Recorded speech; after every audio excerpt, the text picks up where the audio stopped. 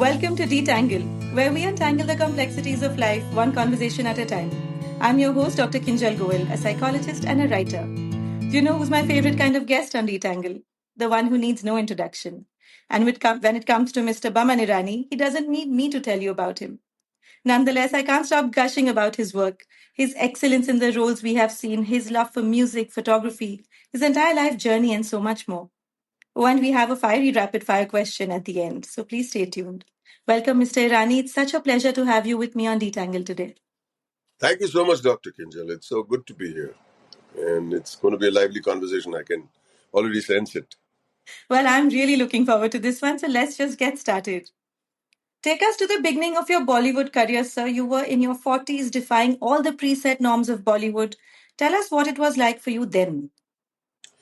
So, if you want to go back to the beginnings of my Hindi film uh, career, nobody called me sir then. So it's better if nobody calls me sir now. So you can call me Baman. It's absolutely fine. Lovely. So yeah, I used to do. I was in theater for pretty long. In fact, about 14 years I was in theater before I made the transition. Right. And there were a couple of producers, in fact, more than a couple of producers who would come and watch my plays. And at that point of time, I was doing a lot of ad films. So I was getting used to facing the camera.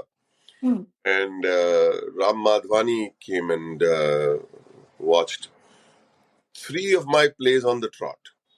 3. So I was doing Wow. Mahatma versus Gandhi as Gandhi. I was doing I'm Not Bajira, I was a 75-year-old man. And then I was doing King Herod in a musical called Jesus Christ Superstar, which was a song and dance thing. And he says, I saw 3 very different characters, and I was just wondering that if I wanted to make a movie, would you be happy to be in it? I said, sure.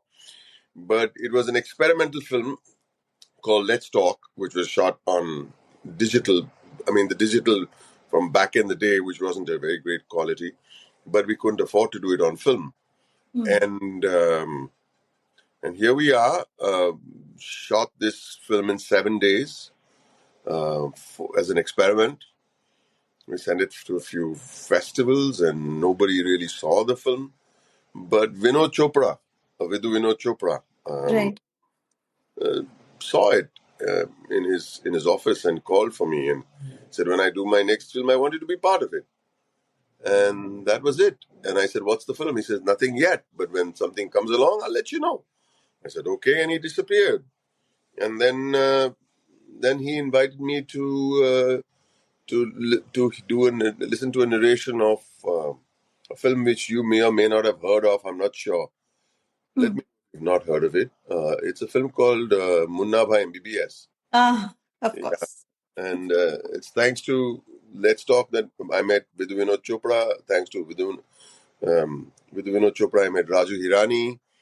And we did the film. And strangely, this little film which nobody wanted to back or support, suddenly became the toast of the town, and here I was. As simple as that. Wow. So, talking about Munna Bhai, actually, that is the one reason I think so many generations are so connected with you. I think Right, there was one role, that was one thing that everybody just felt.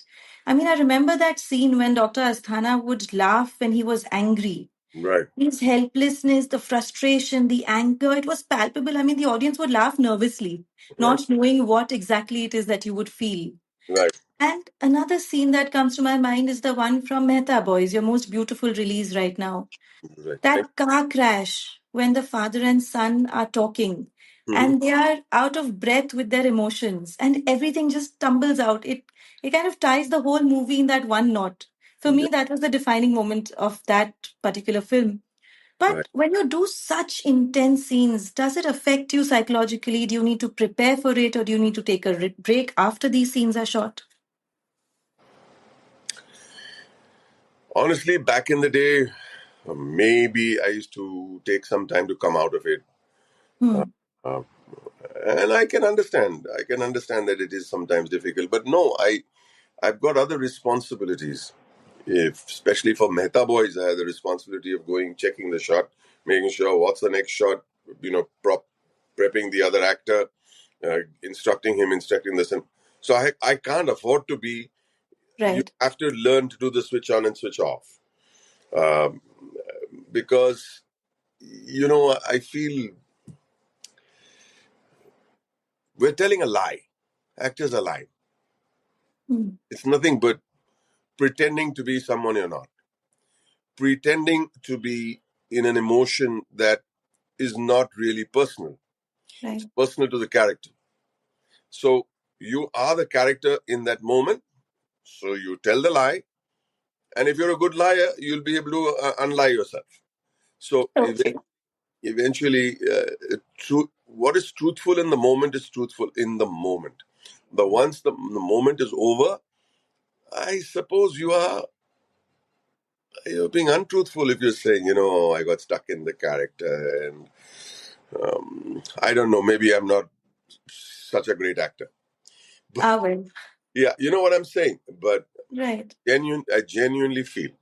I genuinely feel one has to be responsible to the moment, and you must try and muster up as much honesty in the untruth. There has to be honesty in the untruth.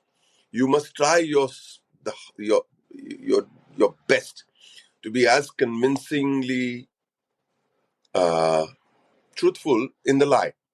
If you know Wow. where the paradox is coming from here. But that's Absolutely. it. And once it's over, I mean, get on with it, man. You got a responsibility. If not as a director, you got a responsibility as a family. I told you, to your family, to your friends. You can't go sitting and you go for dinner after the shooting is over or the play is over and you're sitting there morose and thinking, I'm still the character. No, I mean, please get on with it.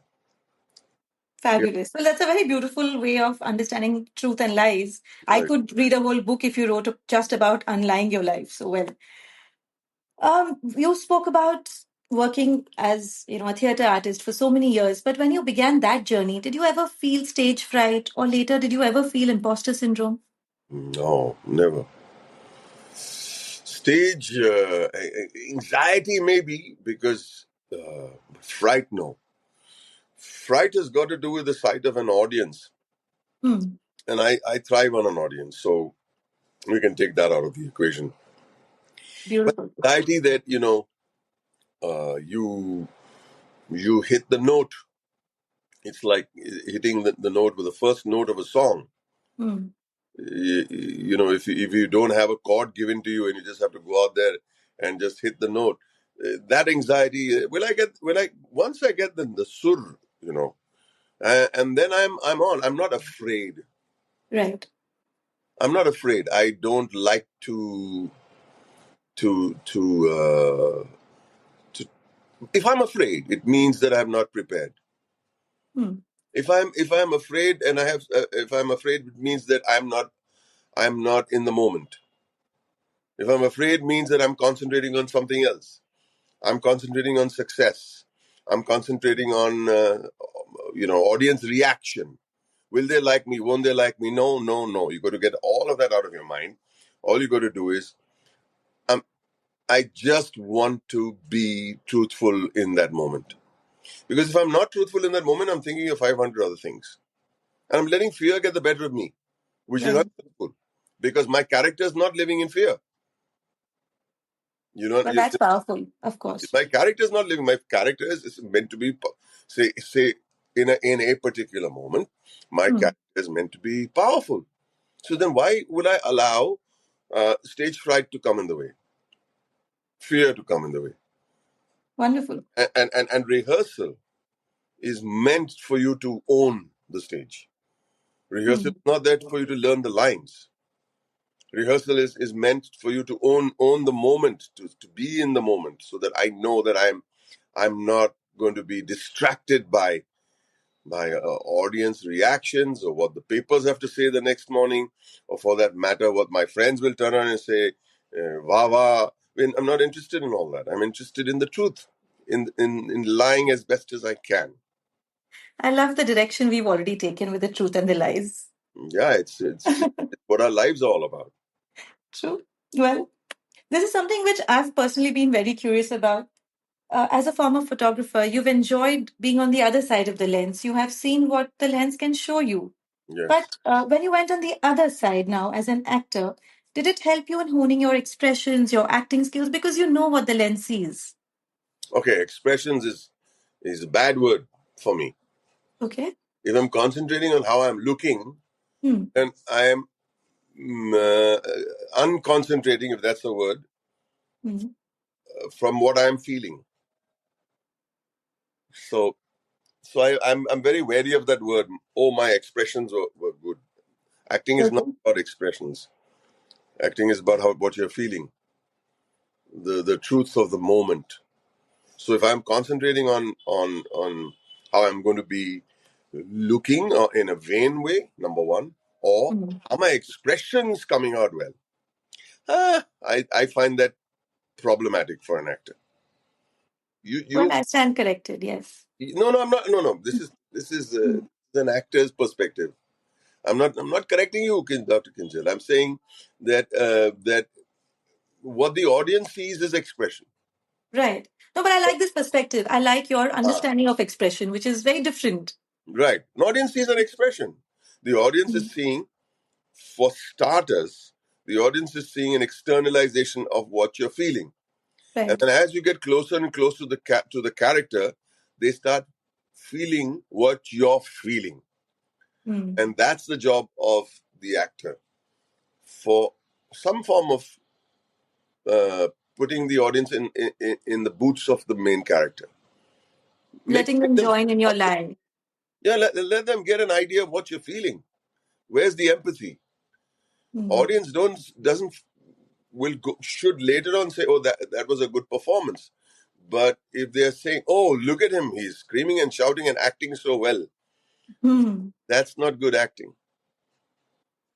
Well, these are little things that really enrich the listeners. I mean, from my perspective, Very what we see of stage performers, of actors, of everything from stage to Bollywood, we see some things which are very different from what you are actually feeling. So it's very nice to be able to understand the other side also. It's Of amazing. course, of course. So And I tell don't me, expect an audience to get it right away. The audience takes its time. of course. Audience And I takes think the audience gets it. Eventually, whether we can say it or not, the audience gets it. They may not have the right words to express it, but like you said, if they feel it, they know it. Yeah, and then maybe for lack of a better way of expressing themselves, the audience will say lovely expressions, and that's fine as long as they felt it. I have no problem when an audience has good expressions. As Yeah, long not as confident. long as they can join in the lie and they Yeah, can go ahead with it. absolutely, absolutely. So, well, you've worked with nearly everyone in Bollywood. Any favorite co-stars? Any anecdote that had you in splits while filming any particular movie? Well, I've had fun on almost every project, every single project. Maybe a project here, a project there. You turn and say, maybe I'm not connecting with the people that I'm working with. Uh, Hmm. maybe there have been just one or two mildly unhappy projects, but by and large, as I said in my introduction, I try and derive and scheme ways to remain in good spaces. So if the shooting didn't go off well, make sure the post backup is great, and then the next day shooting might just just about go better. Wow. If there is someone who's say distant, approach that person. Say, hey, want to hang out with us? We're going out for a meal, or we are sitting around the corner over there playing word building. Would you like to join us? Hmm. Don't say he's distant, because he will remain distant to you then for the rest of his life. But if you include, then there's a chance that the atmosphere, because you're going to spend months with those people, True. and you got to make a way of making it pleasurable for everyone. I think that's part of teamsmanship. That's part of. I mean, I'm not calling myself one, but it's part of leadership, It is. to make sure that there is inclusivity, even for people who you may feel are distant. Let's call them distant. Don't allow them to be distant for too long, because they're on the same team. If they tell you, I'm sorry, you don't mind, but I'd like to sit on my own and read a book, yeah, I respect that. Don't be upset with that. But I've had some great experiences in my career with everyone. I mean, we had a great time on Three Idiots. Anything that Shahrukh has ever done with me, we've had a ball. When we've been with Ritesh and Farhan, Ritesh Deshmukh is great. Farah Khan is great. Mr. Bachchan, on a given day, on any given day, can tell you stories that are so enthralling and so funny. And we're all listening. We're fans, so we listen with so much. Of course. Yeah, and we listen with so much of excitement because stuff that happened maybe in Sholion or a Diwar or some, come on. But he makes it so funny. He makes it so personable. I've had great times. Super. So there's a movie which you had done long ago called Waqt. And Right. there was this dialogue which kept repeating throughout when you said, Ye to kuch bhi nahi Yeah. hai. My kids still crack up with it. So Well, the writer had a friend who used to keep saying that. oh, really? Whatever, ये तो कुछ भी नहीं मतलब I've got one leg upon you in anything that you do. But that really stuck. I don't know. Somehow it just stuck. It's a family thing now. We all know this. We'll all say it at the right time and we'll just laugh as if, it's just our little joke. I forgot to add Anupam Kher in that Of list of course. people. We talk about life. We crack jokes. We play games. We play lots of games. I think games are a great way to unite and make a circle of chairs. That's what it is. Make a circle of chairs. Believe me, it doesn't go wrong. How lovely. It's so visual. I mean, I just want a seat at that table if I can. It'll be a fun table to be at. Well, you conduct workshops for aspiring actors, for storytellers. What do you Right. think is changing in the younger generation, and what do you think is something that is still the same? Ah, okay. Tough question. In the younger generation, there are some actors and some directors and who are extremely hardworking, Okay. and then there are some who come into the business, and I hate to say this, and their priorities are for them are right. They've come to be stars, Hmm. and I say great because they succeed. So there will always be a mix of people who have a certain kind of approach to their work or their professionalism, or for that matter, what they want out of being actors or being part of an entertainment business. That's fine. Off late, I'm seeing young actors really masters of their craft, and there used to be very few back in the day where when we used to have parallel cinema that we had the Nasiruddin Shahs and the Om Puris and Mr. Cares and Paresh Rawals who come from the theater and the NSD world. But the rest were stars. Let's say that's great. It ran the industry and got. But now I think there are a lot of these actors and trained actors. Let's put it this way: trained actors who are finding a place in this industry, and they work Hmm. very hard, and they realize that their place is been achieved, and they've established themselves simply because of their craft. The dependence on other things is less. You are thrown in the deep end Hmm. and said, "You're an actor, now deliver." And we have some wonderful people around us, and they're showing the way, and they're showing the way. Lovely. And I'm very proud of these people. Very proud to even know them, even work with them. Super. And as someone who always has loved storytelling, what do you think makes a character truly unforgettable in cinema? Wow, difficult question. Sometimes the most vile human beings become unforgettable, Well, true. and then sometimes maybe the most whiter than white don't become are most forgettable. And there's your Hmm. answer. Whiter than white is not exciting. However, for me to have a character that is um, that is dark but gives people hope, that he may Hmm. change. Those are unforgettable characters for me. Interesting. Um, for me, a character that is dark and doesn't get his comeuppance, I find little. This is a very personal thing, Of course. but characters who are dark and maybe see the light give Hmm. the audiences a bit of light, a little bit of hope. That True. if this guy could change, then maybe I can change too. So I think unforgettable characters are ones that you can relate to, you can hate, but at the same time, they are characters that make you feel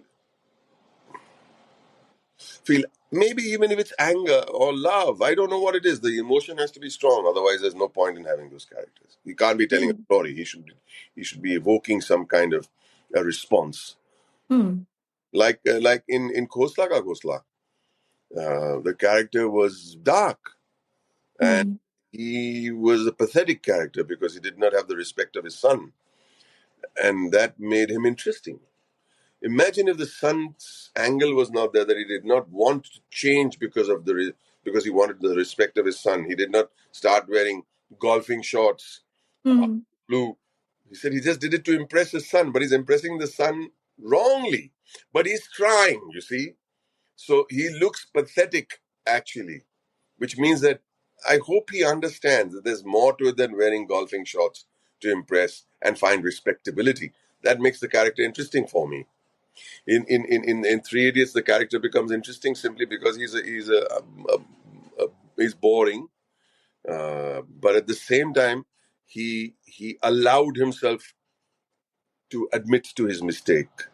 Of course. And the moment he admits to the mistake, you say, okay, I like him because he was he showed change. He Hmm. displayed courage to say that, you know, thank you, do True. what you want.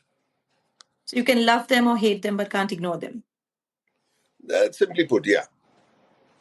Sure. Lovely. So, well, handling criticism is such a big part of being in the public eye. But Yeah. have you ever been affected by this now, especially online? You have a good online presence. Do you ever face trolling? One comment here, a comment there.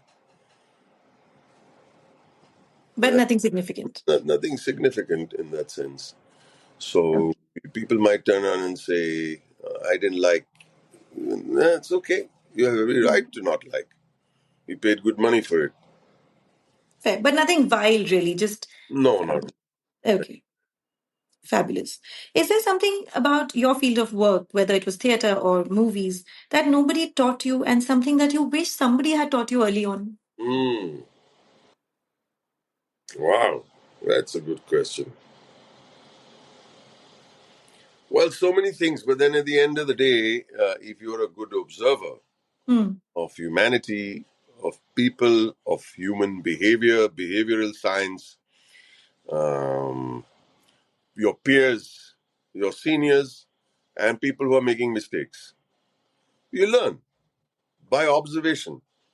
Um, they say when you write a character is not described in words; it's described by his actions. Right. So you have to be observing the actions of others, including artistic choices, including behavior, including decisions on your career. You got to learn from other people's pluses and minuses. So basically, what you're doing, you are observing human nature. And Absolutely. that's all I know. There's nothing else that I know in this world. But I have developed a keen sense of observation. So while I did not go to film school or drama school, which I would have loved to have gone and met some wonderful people, and maybe I still rely on the observation of humanity. Good, Wow. I rely on that very strongly. Fabulous. I think it can be extremely powerful if you're doing it so proactively. When you're Right. so aware that you're doing it and you're doing it as a regular practice, it becomes second nature, which is amazing. It is second nature, and I've learned over the years not to be judgmental. Of course. That's the person. That's the person who is. He has his own set of issues, his own set of flaws, and the flaws emanate from his own set of wounds, his Hmm. own not idiosyncrasies. Idiosyncrasies making it simple for the other guy. His own set of fears, and Hmm. then the person's reactions are emanating from fears or wounds, and they become flaws. So you have to make concession for that. I'm not trying to sound like a nice guy. I don't need to tolerate it, but I don't become too judgmental because Fair. we do have our own flaws. We have our own flaws, and we they come from our own wounds or your experiences that make you angry, and you want to react, and you want to be reactionary. And over the years and with age, I think things change. Of course. That's it. Lovely. Well, I'm going to ask you my favorite question on the show. I ask all my guests this question because I want to know the answers from everyone. Right. We've all heard of a physical first aid box, right? Something in which we keep our painkillers, band-aids, whatever for minor cuts and bruises. What if I were to ask you to keep a mental first aid box? All right. Something that would make you happy immediately, something you could just open and find joy for those days when you're emotionally run down and you need a little pick me up. What would your personal emotional first aid box look like? That's a good question, actually. Thank you. Yeah. So my emotional first aid box would be I open it if I'm emotionally a little run down. Hmm. I rely on the unity of family. Hmm. I just say, What you guys doing today? Why can't we just meet up? It's a very simple thing. Um, let's meet up and let's plan something. Okay. Looking forward is a Pick me great, up. yeah. Looking forward. Why don't we do this and let's do this and let's planning is planning is a good remedy, a good piece of first aid. And secondly, humor is a Okay. great medicine. It is It is. because when someone's down and say, "Don't irritate him," um, by cracking jokes, I think Hmm. sometimes 9 times out of 10 the joke actually lifts the person. True. Um, so I depend a lot on humor. I've got into trouble because of it. That Really. was not required at this time. There was no big badly timed joke. I said, but yeah, but I tried, and that person knows. And 10 minutes Yeah. later, that person will appreciate that I was trying to pick that person up. But Hmm. my first aid box is this thing: get family around you because you need oxygen first, breathe. So family, and second, what is the medicine, the actual pill that you're swallowing? And I use humor and a little bit of planning. So if you say that your health is down, what do you need to do? I say I took this pill, I took the oxygen, and now I've got to say I got to think of my future. So there it is, all in the first aid box. It's so beautifully metaphysical, and yet I can just see it. I can see colors in it. It's so visual and it's just so out there. Well, I'm going to put you through a rapid fire question round. Just Sure, a few questions, answer quick. What's sure. your favorite book? Uh, every week I have a favorite book. So let's see. Yeah, in front of you. Sorry, that one is The Look, Hero with a Thousand Faces. yeah. Beautiful. Mm, I Your love it. favorite movie character? You're gonna get very upset when I'm going to say this. Bring it on. Hannibal Lecter from Silence of the Lambs. Wow. Yeah, I don't know why I like that character. Unforgettable, like you said. I have a breakdown for that, but that's for another kind of session. But why I like him, maybe I mean, trying to justify my liking for him. Okay. Your biggest pet peeve? Bad manners. Hmm. The one thing that you believed in but no longer do. One thing I believed in. I can't remember actually. One Okay, thing. we'll save this for another episode. Okay. Your most prized possession. Uh, I don't have anything physical to say. Oh, my favorite. Chalo, we'll give it to you. No, because what my prized possession is my Blu-ray collection. Hmm, interesting. Well, there's so much that I want to say when we close the episode, but before we come to an end, I want to throw the floor open to you. Is there a question you would like to ask me as a psychologist? Um, yeah, sure. When people come to you for a consultation, Hmm. um, is there a chance you might say in the third or fourth session, there's no hope for this person to change? Well, now it's my turn to say that's a difficult question because it's very hard to say that yes, everybody can and should change. There are certain people who have personality flaws, certain people who have psychiatric illnesses, and That's certain different. people have. That's different. Right. So it's the personality flaws that we kind of steer clear of after the third or the fourth, session has been done, Right, right. and you feel that they don't want to change, and then I mean, there's nothing much you can do. But surprisingly, if a person wants to change, there's very little that can be done to stop them. So That's it's great. the want, it's the choice. It's like an addiction, no?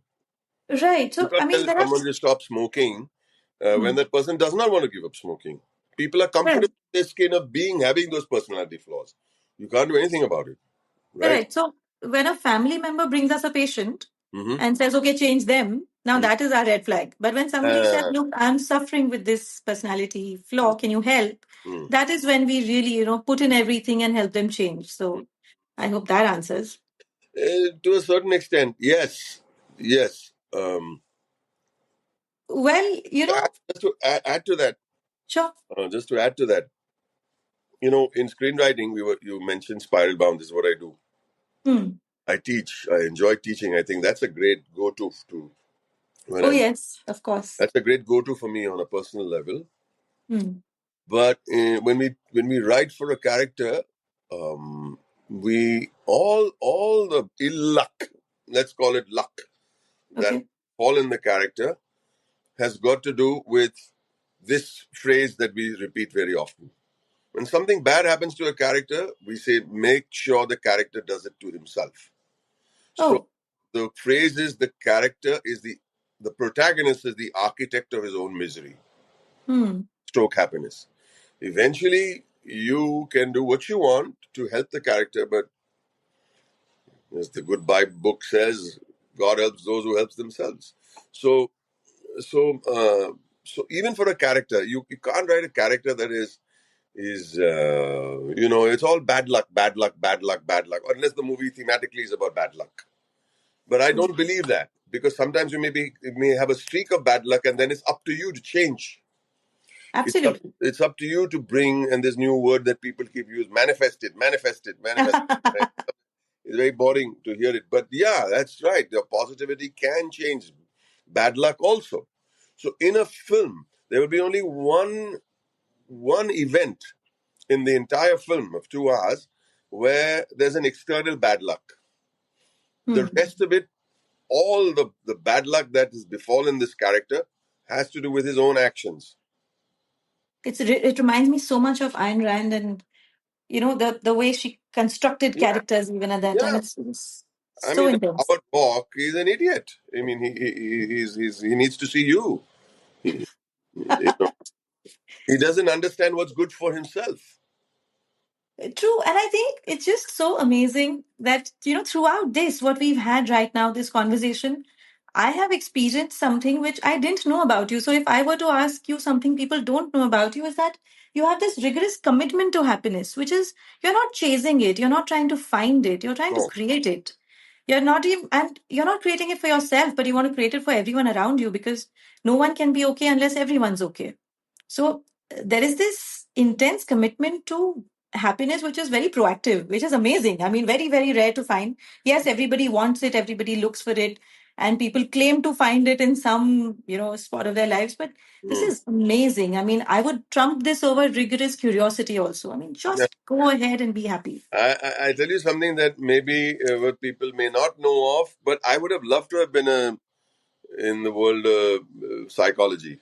Really? Yeah, Wow, now you've drawn me in completely. Tell yeah. me more. I would have loved to have been sitting and doing a nice study, a case study, and then help breaking down a person's psyche. I think it would have been very interesting. I think you're doing it at a different base, but you're doing it all the time. You're doing exactly what a psychology does, on the other side of the table, but you're doing it in real life. Good. That's nice to know. Yes, so this has been so amazing. Thank you so much, Baman, for your time. I cannot tell you Uh, how excited I am to share these snippets, these pearls of wisdom with my listeners. We've all seen you as, these wonderful characters on screen. We've known you as this absolutely lovable person. Let me tell you, when a lot of people asked me, because I'm very excited about my finale episode, a lot of people asked me who will be in, season 4. And when I mentioned your name, there was such an outpouring of love and respect wow. just with your name. I said, this is what I want when I've worked as much as you have. Even the few people who might know me, if they can respect me so much, I mean, that's it. These are goals. What more does one want? Thank you. Absolutely. So glad we connected after Mehta Boys. You watched Mehta Boys and sent me a message, and that's how the connection took place. Yes, If yes, you because I and love the movie. and if you look deeply into Mehta Boys, not you, if one looks slightly deeper, it's nothing but psychology. Yes, and that's what made it so special for me, because I could see that somebody is seeing what I see all the time. Right. And presenting it in such a format that it's just shareable psychology. I really want psychology to be a part of everyone's conversation. I had And consulted psychologists and taken interviews for oh, yeah, on behavior. The rooftop sequence where the father hmm, questions the mason. Tell me, right, yeah, it's nothing but psychology. Why is he doing that? Why is he wanting to prove his son wrong? right, It shows a side of a parent's behavior, psychological behavior towards he's prepping his own ego, but hmm, you know, propping his own ego to show that I've always told you that you're a bit of a loser. But right, you can't be, even the Kadiya may say what he has to say, but I think you're a loser. So hmm. a lot of it came from there. It came from one of Freud's papers called the family romance. Oh, So you see the whole yes, romance happening from childbirth. hmm. Speaks of he and his son jumping on the bed and breaking the bed and teasing the mother, to the animosity that took place in the years that the child is becoming a man. And I think all that has got to do with a little bit of psychology. How beautiful. Thank you so much for this, though, because everybody got to experience something because of all the efforts that you put in, which is a gift. I mean, I think every movie well made is a gift, and we should just take it as one and appreciate it. Thank you so much, Dr. Kinjal. Well, I'm so grateful for this time, and we wish you all the very best for all your future projects. Thank you ever so much. Thank you for making this a very special episode. Thank you.